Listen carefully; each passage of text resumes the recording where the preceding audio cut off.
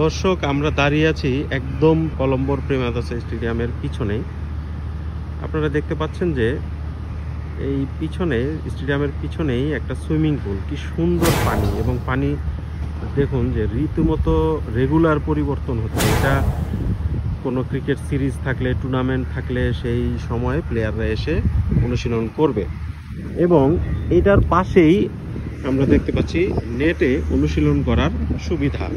এই সুবিধাটা শুধু যে দিনের বেলায় ক্রিকেটাররা নেটে অনুশীলন করেন তা না, এখানে ফ্লাড লাইটও দেখতে পাচ্ছেন, ওই যে পিছনে দেখা যায় ফ্লাড লাইটে অনুশীলন করতে পারে। এর পেছনে ইনডোরটাও আছে, এটা হলো ইনডোর দেখা যাচ্ছে, এবং এই যে নেট অনুশীলন করার জন্য। বাংলাদেশ মিরপুর স্টেডিয়ামের সাথেও কিন্তু সুইমিং পুল আছে, জাতীয় সুইমিং পুলের যেই সাঁতারের কমপ্লেক্সটা, কিন্তু সেটার পানি ব্যবহার অনুপযোগী বলা যায়। কিন্তু এখানে দেখুন শ্রীলঙ্কান ক্রিকেট বোর্ড কত সুন্দর করে জিনিসটা সাজিয়ে রেখেছে। এই যে এটা হলো প্রেমাদাসা স্টেডিয়াম, একদম স্টেডিয়ামের পিছনেই এই সুযোগ সুবিধাটা খুবই সুন্দর।